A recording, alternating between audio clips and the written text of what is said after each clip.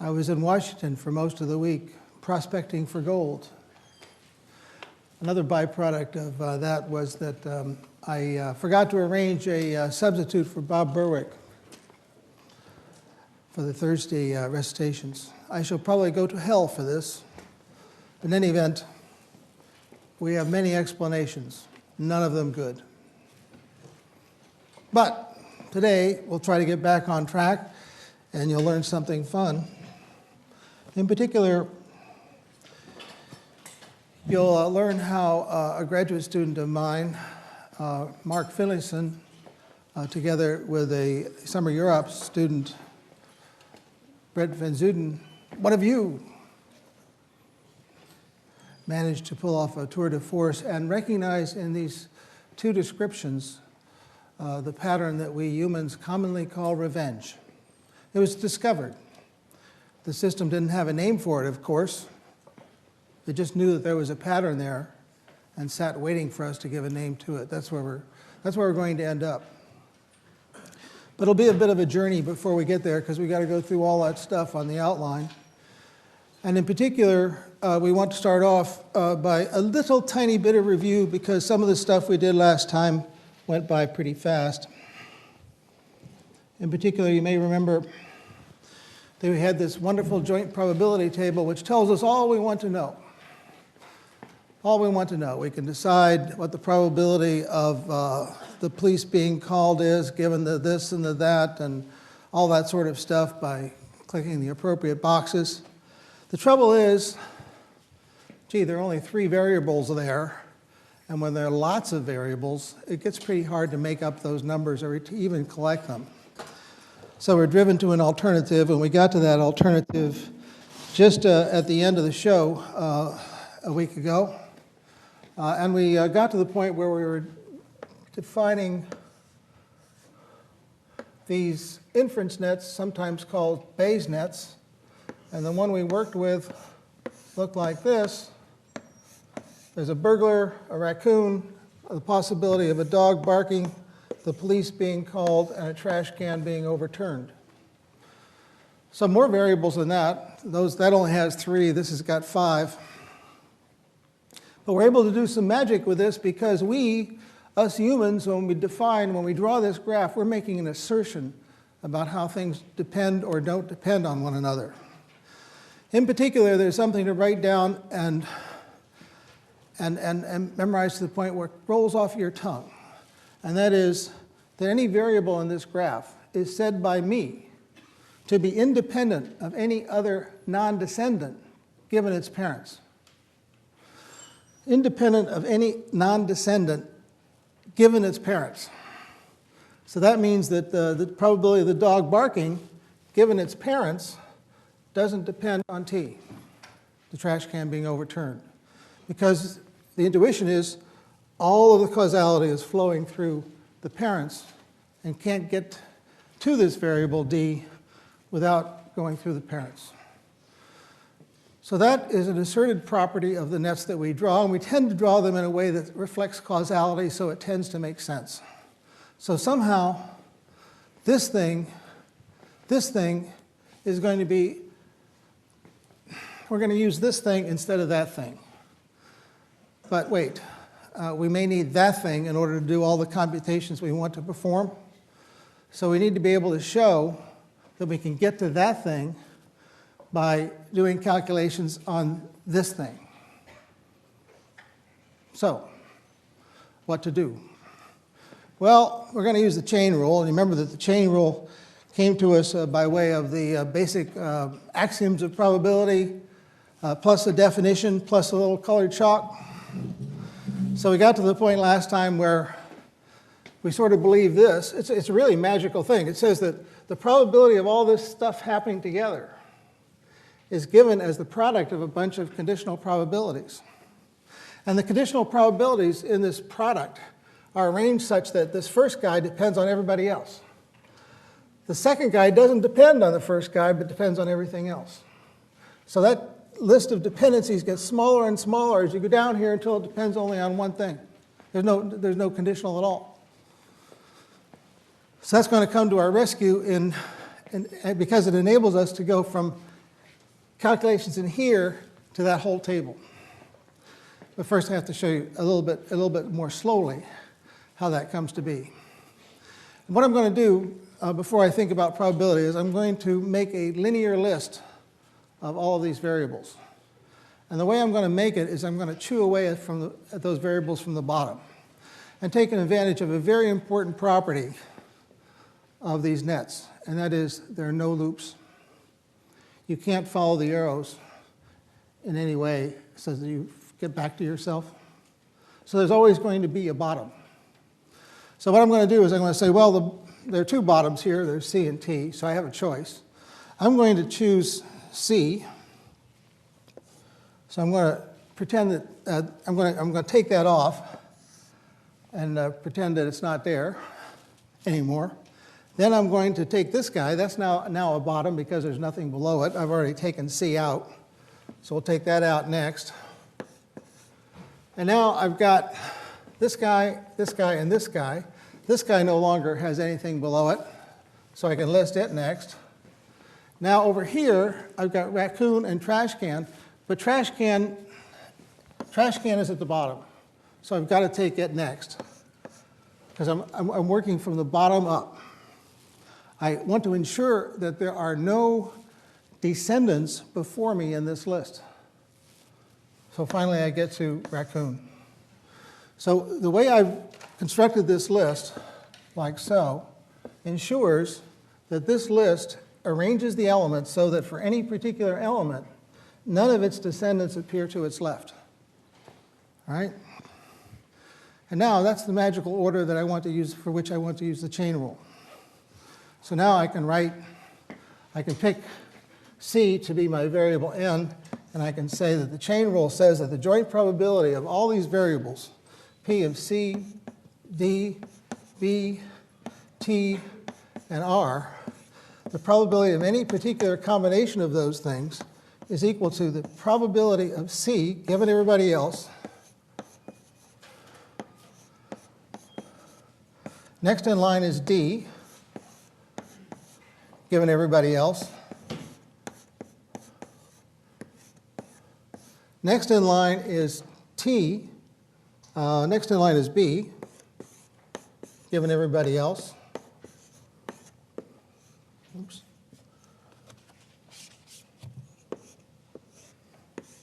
And next in line is T, given everybody else.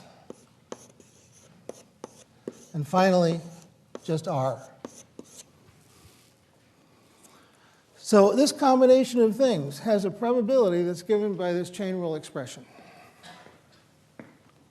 But first of all, none of those expressions condition any of the variables on anything other than non-descendants. Right? That's just because of the way I arrange the variables. And I can always do that because there are no loops. I can always chew away at the bottom. That ensures that whenever I write a variable, it's going to be conditioned on stuff other than its descendants. So all of these variables in any of these conditional probabilities are non-descendants. But wait, when I drew this diagram, I asserted that no variable depends on any non-descendant given its parents. So if I know the parents of a variable, I know that the variable is independent of all other non-descendants. All right, now I can start scratching stuff out. Well, let's see. I know that C, from my diagram, has only one parent, D. So given its parent, it's independent of all other non-descendants. So I can scratch them out.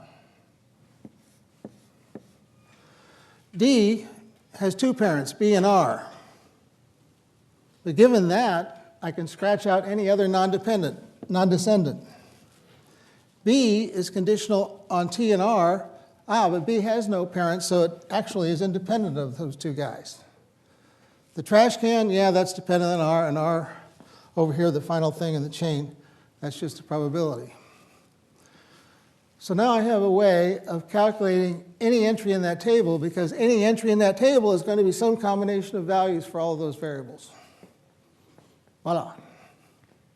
So anything I can do with the table, I can do in principle with this little network. Okay? But now the question is, I've got some probabilities I'm going to have to figure out here. So let me draw a slightly different version of it.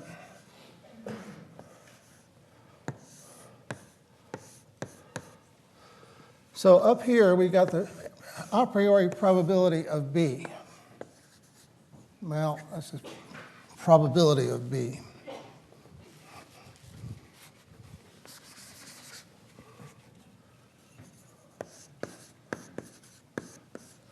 Down here with the dog, I've got a bigger table because I got probabilities that depend on the values of his parents. The probability of dog barking depends on the condition of the parents, nothing else.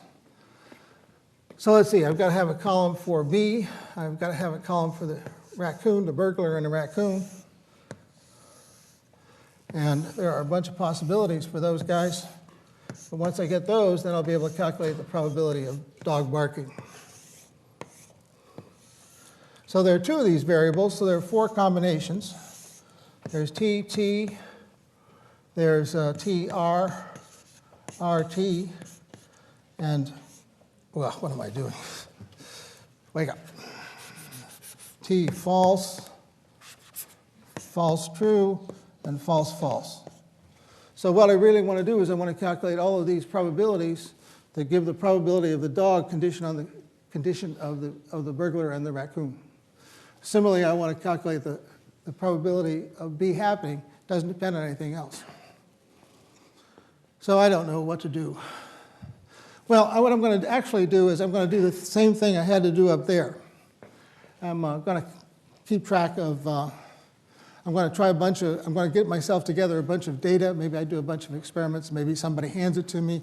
But I'm going to use that data to construct a bunch of tallies, which are going to end up giving me the probabilities for all of those things. So I don't know. Let's see. How should we start?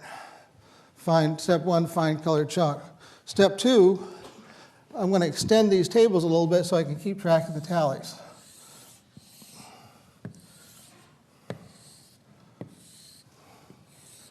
So this is going to be all the ones that end up in a particular row, and these are going to be the ones for which dog is true. Similarly, I'm going to extend this guy up here in order to keep track of some tallies. This is going to be the ones for which B is true.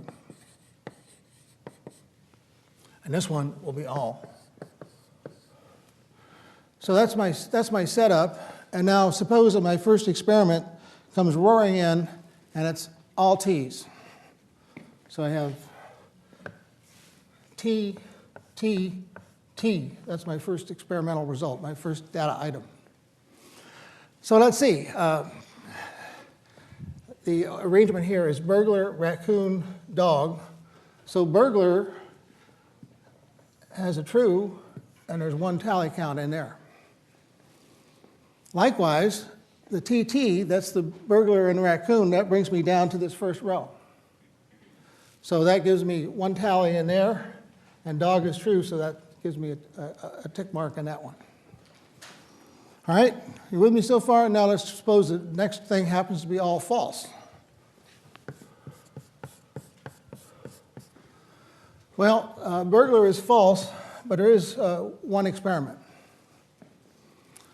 Everybody's false, so we come down here to false, false, and that's the row we're going to work on. We get a tally in there. So we put one in here? No, because that's false. Dog is false. That's what our data element says. So that's cool. Maybe one more. Let's suppose we have TTF. Well, in that case, we have a tick mark here and a tick mark here because the burglar element is true. Then we have TT. That brings us to the first row again. So we get a tick mark there. But dog is false, so no tick mark there. So that's how it works. I suppose you'd like to see a demonstration, right? Everybody always likes to see a demonstration. So here's what it actually looks like. So on the left You see the network as we've constructed it with a bunch of probabilities there. And what I'm going to do now is I'm going to start simulating away so as to accumulate tick marks, tally marks, and see what kinds of probabilities that they indicate for the table. I happen to be using a process for which the model on the left is a correct reflection. So there's one simulation. Oh, so the dog barking, let's see, the burglar is false, the raccoon is true. I get one tick mark, so the probability there is 1. Of course, I'm not going to just go with 1. I'm going to put a whole bunch of stuff in there, so I'll just run a bunch more simulations. Note that I don't even have an entry at all yet for TF here. That's because I haven't run enough data. So let me clear it, and instead of doing it one at a time, let me run 100 simulations. See, it's still not too good because it says this TT probability is true. This is because I'm feeding it data, right? And I'm keeping track of what the data elements tell me about how frequently a particular combination appears. Yes, Tanya? So when you're doing one simulation, is Yeah. that the setting of the variables? When I'm doing one simulation, I'm just keeping track of that combination in each of these tables, because it's going to tell me something about the probabilities that I want reflected in those tables. So it's pretty easy to see when I go up here to burglar. You know, if I have a lot of data elements, they're all going to tell me something about the burglar as well as the other variables. So if I just look at that burglar thing, the fraction of time that it turns out true over all of the data elements is going to be its probability. So now when I go down to the joint tables, I can still get these probability numbers, but now they're conditioned on a particular condition of its parents. So that's how I get these probabilities. So I didn't do too well here because that TT combination gave me an excessively high probability. So maybe 100 simulations isn't enough. Let's run 10,000. So with that much data running through, the probabilities I get, let's see, I've got 893 here instead of 0.9, 807 instead of 0.8, 607 instead of 0.6, and that one's dead on at 0.01. So if I run enough of these simulations, I get a pretty good idea what the probabilities ought to be, given that I've got a correct model. Okay, so that takes care of that one. And of course, I didn't draw the other things in here, but by extension, you can see how those would work. Oh, but you know what? I think I will put a little probability of raccoon table in here, because the next thing I want to do is I want to go the other way. This is recording tallies from some process so I can develop a model. But once I've got these probabilities, of course, then I can start to simulate what the model would do. All right? How would I do that? Well, do I want to use the same table? I think just to keep things sanitary, what I'll do is I'll go over here and do it again. Here's B. It's got a probability of B. Here's R. Here's a table probability of R. That comes down into a joint table for dog, and it's got 4 elements.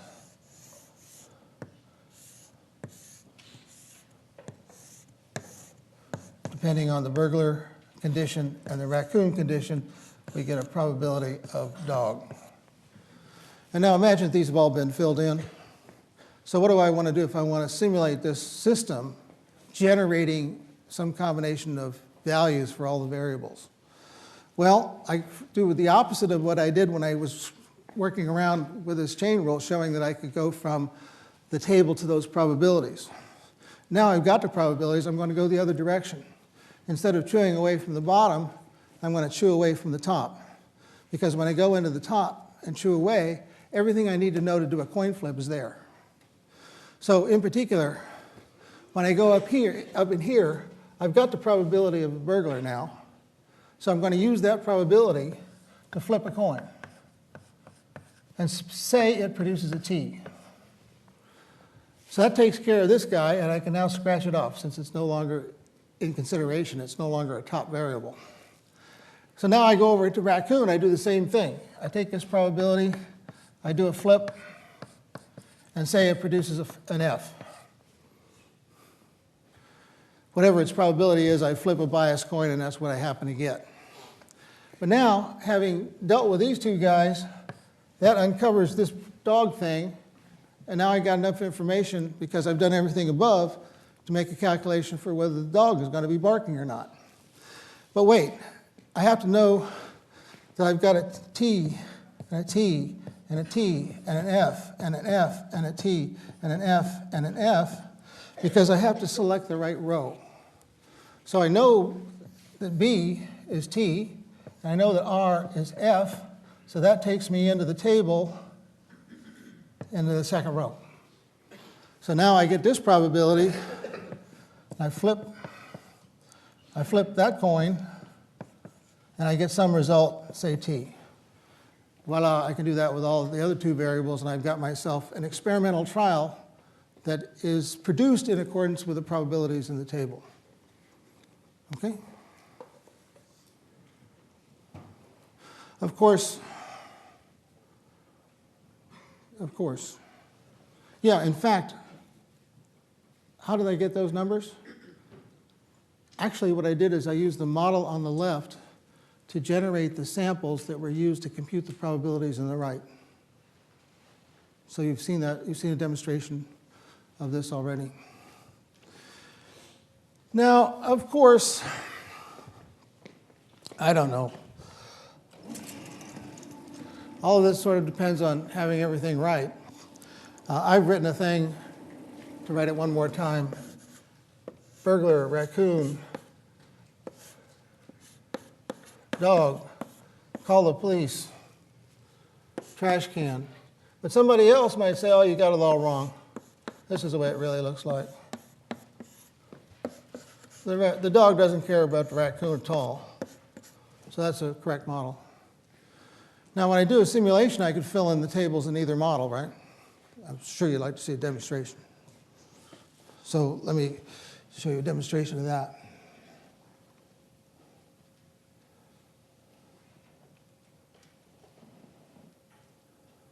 So there are the two tables.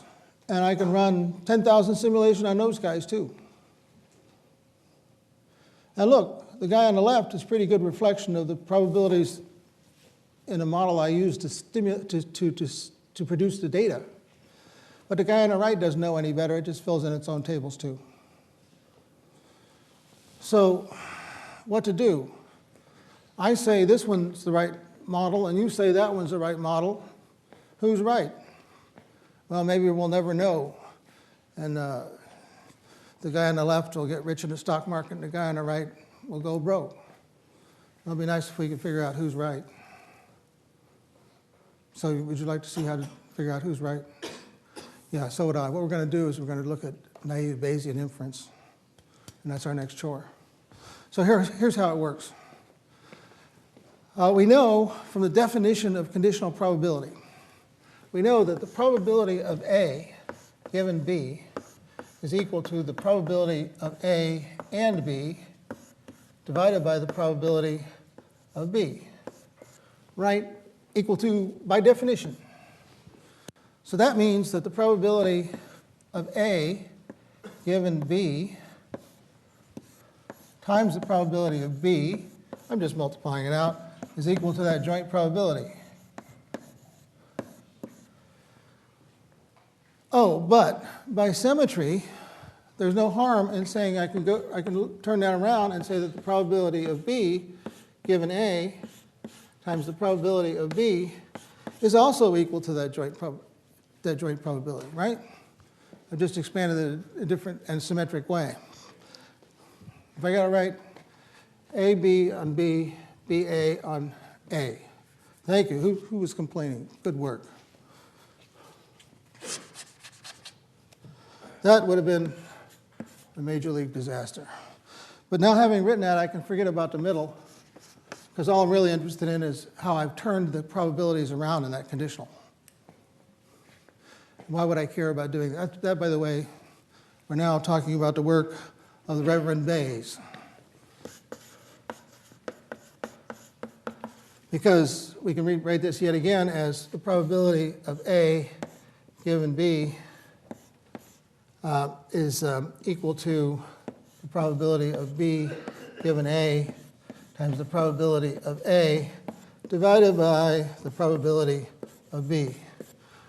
That's just elementary algebra. But now I'm going to do something magical. I'm going to say I've got a classification problem. I want to know which disease you have. That's a classification problem. Maybe you've got the swine flu. Maybe you've got indigestion. Who knows? But I get all these symptoms. I get all these pieces of evidence. You've got a fever.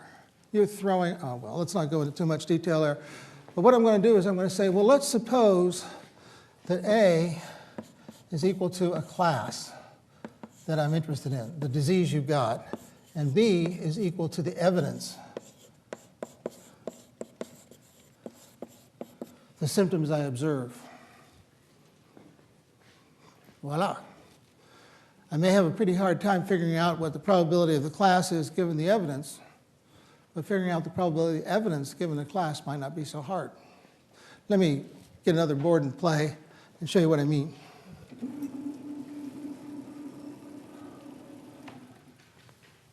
By plugging class and evidence into Bayes' rule, what I get is the probability of some class given the evidence is equal to the probability of the evidence given the class times the probability of the class divided by the probability of the evidence. Now you've got to let that sink to you a little bit. Suppose I've got several classes that I'm trying to decide between. I'm trying to select the best out of that batch of classes. Well, I've got the evidence, and if I know the probability of the evidence given each of those classes, and if I know the a priori, the initial probability of the class, then I'm done, because I got the two elements in the numerator. Why am I done? Because the denominator is the same for all the classes. It's just the probability of the evidence. And then I could just sum everything up. I know it adds to 1 anyway. So that's cool, but sometimes this evidence, actually there's not more than one piece of evidence. Let's say that there's some class, some I, and we're trying to figure out if that's the correct class. So we got C sub I there and C sub I there. And suppose that that evidence is actually a bunch of pieces of evidence. So it could be E1, En, oops, a premature right bracket. All that evidence given the class I times the probability of the class I over some denominator that we don't care about, because it's going to be the same for everybody. So I'll just write that as D. Now, what if these pieces of evidence are all independent, given the class? So if you have the swine flu, the probability you have a fever is independent of the probability you're going to throw up, say. Then can we write this another way? An easier way? Sure.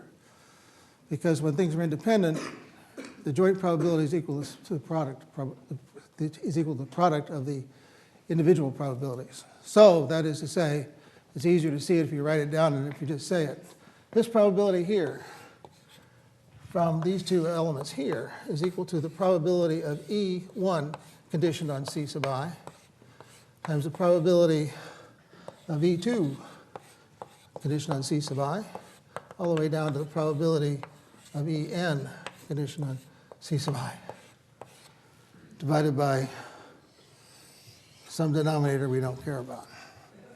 See, what I'm trying to do is I'm going to go through this for all the CI and see which one's the biggest.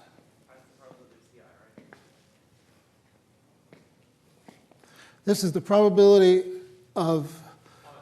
There's chapter on the right-hand side of the numerator on top of it. Right here? Yeah. Oh, yes. Right. Yeah, thanks.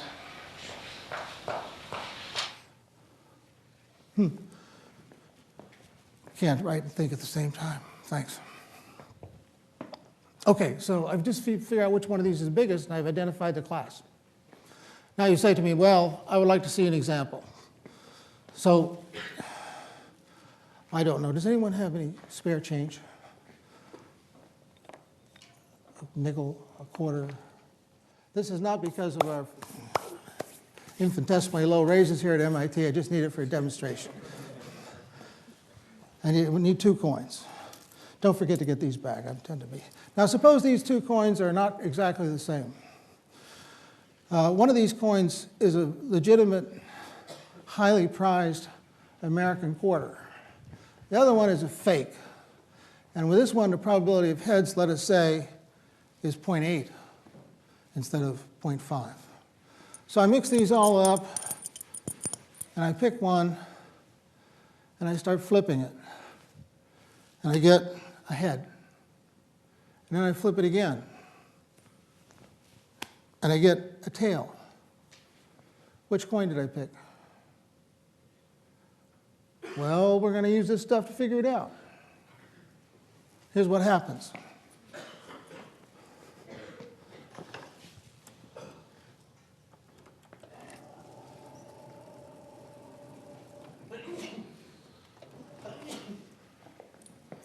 Before I forget, thank you very much.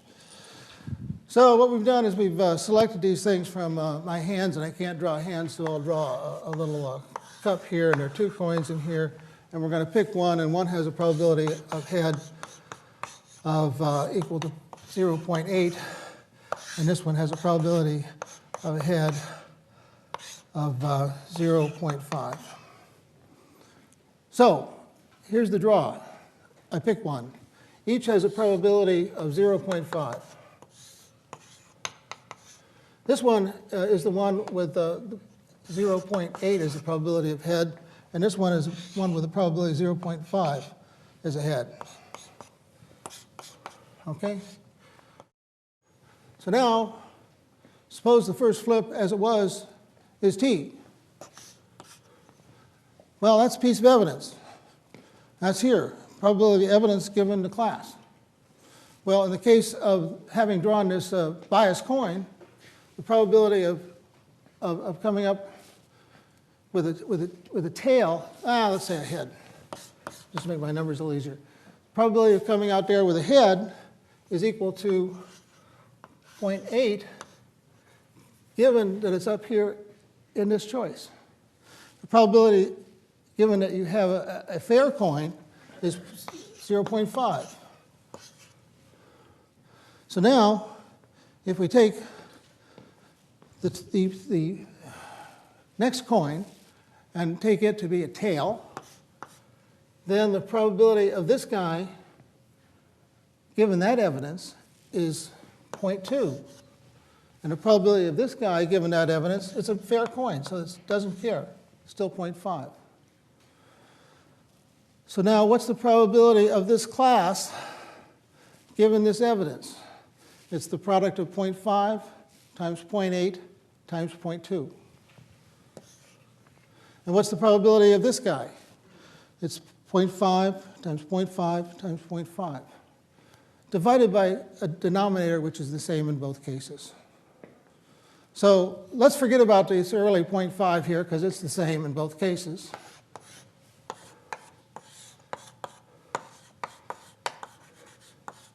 And we just multiply those numbers together. That gives us 0.8 times 0.2. What's that? 1.16? And this guy, 0.5 times 0.5, that's 0.25. So it looks an awful lot like, with this combination, that I've picked the coin that's fair. One more flip. So let's flip it again, and suppose we come up with a head. That puts a 0.8 in here and a 0.5 in here. And when you multiply those out, that's 0.125, and this is 0.128. So it's about equal. So you see how that works? All right. So we're using the coin flips as evidence to figure out which class is involved. Okay, so I don't know. You'd probably like to see a demonstration of this too, right? Well, you say to me, gosh, just 2 kinds of coins, that's not very interesting. Let's try 5 kinds of coins. So what I'm going to show you is a bunch of is how the probabilities for all these coins, or 5 of them, color-coded, how the probabilities vary with a series of flips. Let's suppose I've got a head. The gray line, by the way, is the number of heads, or the fraction of heads. So that's going to be 1 because I'm just doing heads. Oops, you see that black line rising? Shooting up like a rocket. That's the probability that that's the coin which it only shows heads. Probability of head is 1. And I'm flipping a whole bunch of heads here. Isn't that cool? Now what happens if I suddenly put in a tail? By the way, you'll note down here on the extreme left, the probability of the initial probability of the p equals 0 coin was 0.1. As soon as I flipped a head, that went to 0, and we'll never get off 0, right? That makes sense, because if the probability you'll get a head is 1, you should never see a tail. If you ever do, that isn't your coin. What happens now if I interrupt this series of heads and produce a tail? What's that? The black one will go to 0. What else happens? By the way, the blue one is the one with the highest probability of being a head. Well, look. Boom! That blue one shot up. Not going up slowly, it shot up. Because now the preponderance of evidence with all those heads is that I've flipped the coin with a bias of 0.75 towards heads. So let's clear this. Pick any probability you want, 0.25, 5, and so on. I don't know, let's pick 0.25 since we've been at the upper end.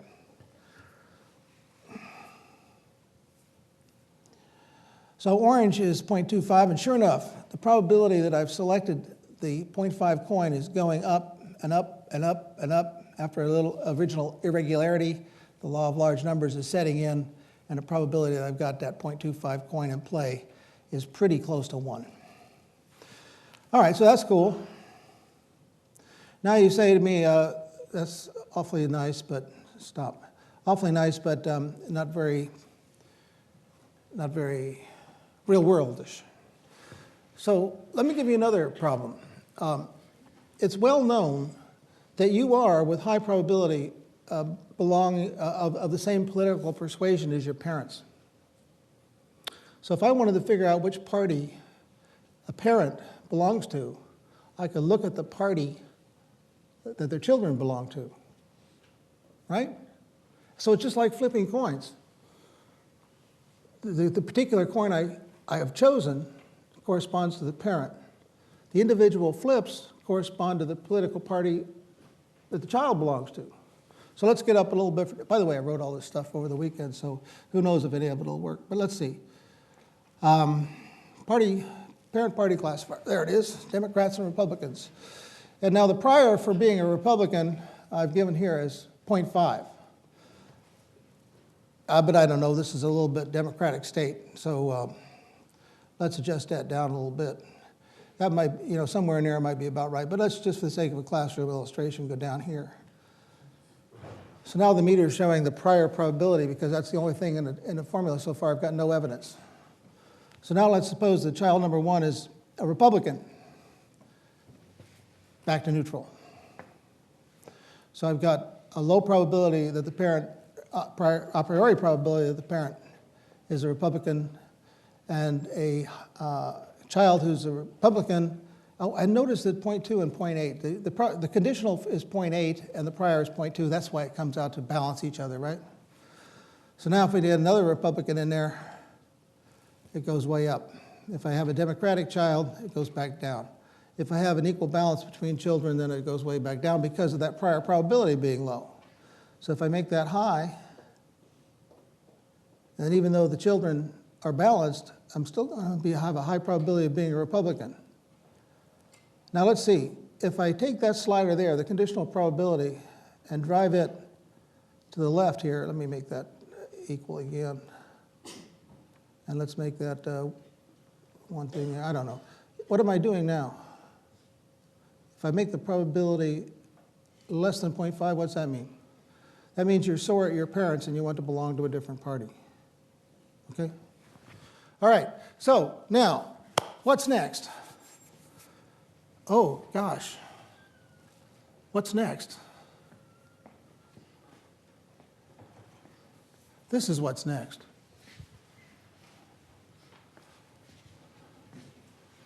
What's next to somewhere? Yeah, this is what's next. This here, we got two models. Remember I said we wanted to decide between them? Can we use that Bayesian hack to do that too?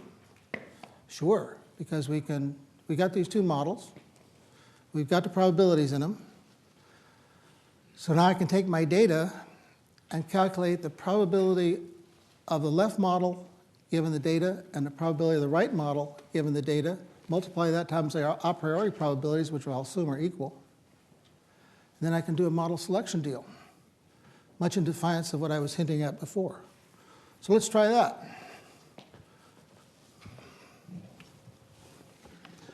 Whoa.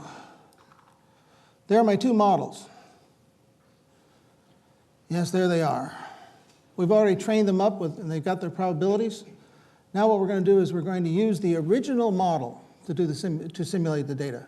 So what we're going to do is we're going to simulate draws, simulate events, simulate combinations of all the variables using a model that looks like the one on the left, that is the one on the left, except for the slight differences in probabilities, okay? Then we're going to do this Bayesian thing and see where the meter goes. So we'll run one data point. Oops, went the wrong way. Makes me nervous. I just finished this at 9:15. Maybe there's a bug. Oops, 2 data points swings to the left. 3 swings back to the right. Of course, that's not much data. So let's put some more data in. Yeah, boom, there it goes. Let's try that again. That was cool. So let's run 1,000 simulations and 1 data point wobbles around a little bit and goes flat over to the left, because that is the model that reflects the one that the data is generated from. So now we got Bayesian classification, except now the classification has gone one step more and it becomes structure discovery. We've got 2 choices of structure, and we can use this Bayesian thing to decide which of the 2 structures is best. Not cool? Well, it's only cool if you can do what? So if you had 2 choices, you can select between them and pick the best one. But gosh, for this number of variables, there are a whole lot of different networks that satisfy the no looping criteria and don't have very many parents. There's an awful lot of them. In fact, if you restrict this network to 2 parents, there are probably thousands and thousands of possible structures. So do I try them all? Probably not. That's too much work when you get 30 variables or something like that. So what do? We know what to do, right? We're almost veterans at 6034. We have to search. So what we do is we take the loser and we modify it. And then we modify it again. And we keep modifying it until we drop dead. Or we get something that we're happy with. So let's see what happens if we change this problem a little bit and do structure discovery. We're starting out with nothing linked, and we're going to just start running this guy. So what's going to happen is that the good guy will prevail, and the bad guy will be a copy of the good guy perturbed in some way. So it's a random search. You'll notice that score, that's too small for you to read. All these things are too small to read. Let me make it a little bigger. Too small to read, but that number on the right there is not the product of the probabilities, actually. It's the sum of the logarithms of the probabilities. They go together, right? And the reason you use this instead of the probabilities is because these numbers get so small that with a 32-bit machine you eventually lose. So you use the log of the probabilities rather than the product of the probabilities. You use the sum of the logs instead of the product of the probabilities. And eventually, you hope that this thing converges on the correct interpretation.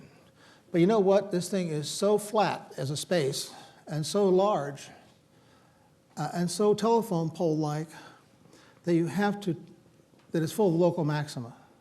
So what this program is doing is every once in a while, I think with probability 1 in 10, I forgot what parameters I used. Every once in a while, it'll do a total radical rearrangement of the structures. In other words, it's a random restart. It keeps track of the best guys so far, and every once in a while does a totally random restart in its effort to search this space. So that's how you go from probabilistic inference to structure discovery. Now, when is this stuff actually useful? Well, I hinted at medical diagnosis, right? That's a situation where you've got some symptoms and you want to know what the disease is. So as soon as you use the keyword diagnosis, you've got a problem for which this stuff is a candidate. So what other kinds of diagnosis problems are there? Well, you might be lying to me. So I can put a lie detector on you, and each of those variables that are measured by the lie detector are an independent indication of whether you're telling the truth or not. So it's this kind of Bayesian discovery thing, naive Bayesian classification. What other kinds of problems speak to the issue of diagnosis? Well, we'd like to know how well you know the material. So we can use quizzes as pieces of evidence. Thank God we don't use exactly a naive Bayesian classifier, because then we wouldn't be able to do that combination. We have to use a slightly more complex, what you could think of as a slightly more complex Bayesian net to do that particular kind of diagnosis.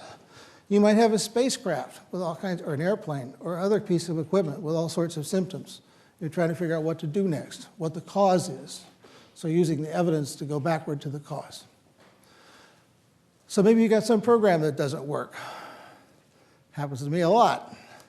So I use the evidence from the symptoms of the misbehavior to figure out what the most probable cause is.